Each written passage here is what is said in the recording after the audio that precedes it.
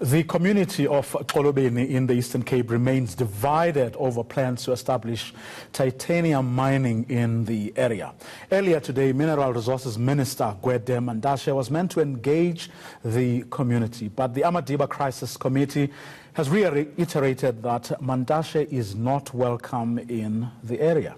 Police used stun grenades to disperse some of the angry anti-mining community members. ENCA reporter Spamandla Goge was at Xolobeni when today's events unfolded, and he joins me now from Mantashe. Spamandla, good evening. A lot of people who saw the visuals that you and other people sent through are still wondering how that meeting degenerated into the kind of a chaos that we saw. It was clear from the onset that that meeting was going to degenerate into that chaos because there were only 3 speakers on the program. It was a very brief program. The meeting was scheduled to start at 10. It started around 11. And then when it started, the local mayor introduced the Amampondo King Zanozugo Sikau, who was booed, whom also afterwards then the minister came and addressed the gathering. The minister was given space to address the gathering. Those who are pro-mining, they did welcome his address, but those who are anti-mining, they booed him and they were busy howling. He even told them that, listen, I'm not here to be liked by you, I'm not money, I don't expect you to like me, but what I expect you to do is to listen to me. So chaos started immediately when Minister Mantashe was done with his speech. Then it was a session for question and answer. That's when some people stood up. They wanted to raise their concerns, their issues, their opinions. Only one person spoke. After that, Minister Mantashe said the meeting must be closed because it was clear that some people were not willing to listen to those who are pro-mining, because the first gentleman who spoke, he said in the past he was anti-mining, but he's been persuaded now to accept that mining is needed in the area. So people didn't give him a chance. After that, it was clear that chaos was going to follow. When we got there in the morning, we saw heavily armed police officers. It was very tense in that meeting, Bravo. Well, I mean, if the purpose of the meeting was to engage and only one person spoke and that person happened to have the opposite view to what the minister had, I mean, could that have been a reason to then stop proceedings if the ultimate aim of the meeting was to engage?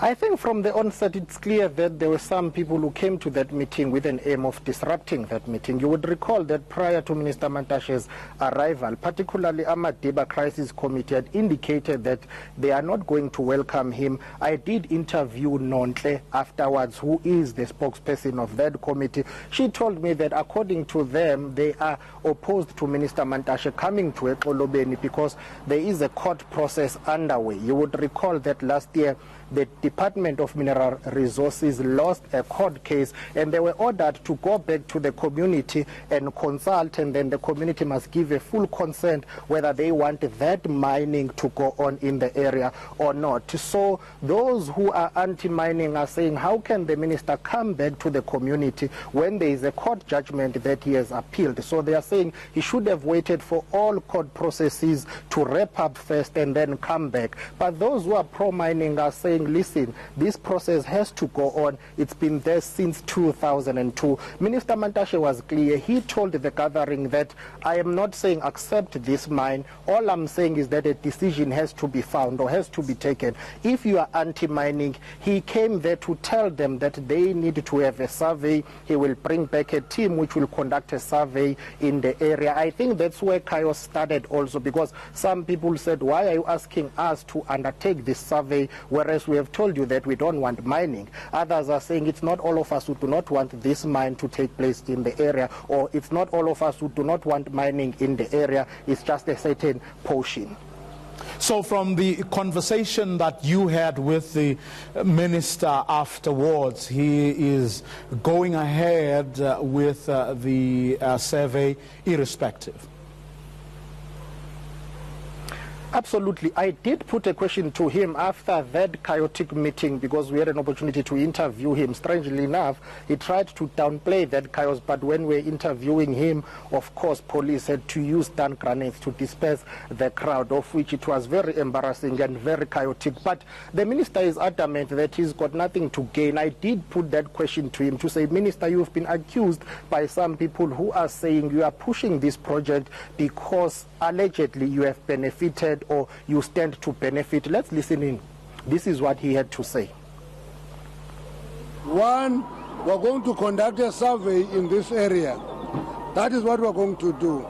Outcomes of that survey will be taken to court to be certified, and then depending on what the majority say, then only at that point can we determine what to do next.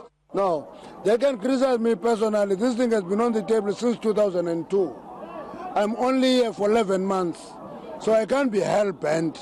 All I'm saying, you can't keep an item on the agenda for 17 years. You must conclude that item. Either you go ahead with the meeting, with the mining, or you don't go ahead with the mining. But there must be a decision taken. That's what I'm hell-bent to, that there must be a decision. If we don't have a decision, we'll be all over the show for years, and it is not going to be allowed to go on for years. So the Minister, Spamandla, saying, there has to be an end to this, whichever way it goes, but it has to come to an end at some point. 17 years later, we can't be talking the same things over and over again.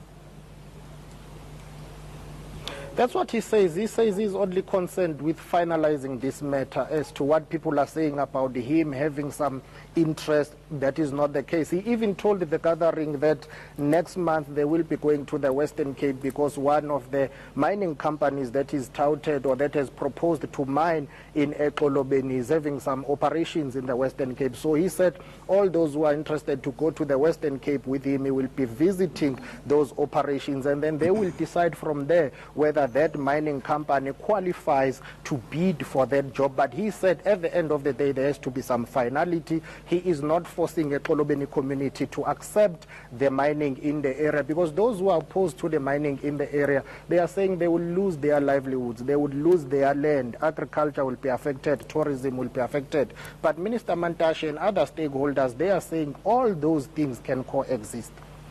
Okay, that's where we're going to leave it, Spamandla. Thanks very much for coming through. He was, of course, at that meeting that turned out violent, that became very chaotic, where Mineral Resources Minister Gwede Mantashe and the community were supposed to discuss the future of this community. As Gwede Mantashe puts it, all he wants is closure. 17 years later, there should have been a resolution to this matter as to whether or not this project should continue mining in that area, that is. Up next, we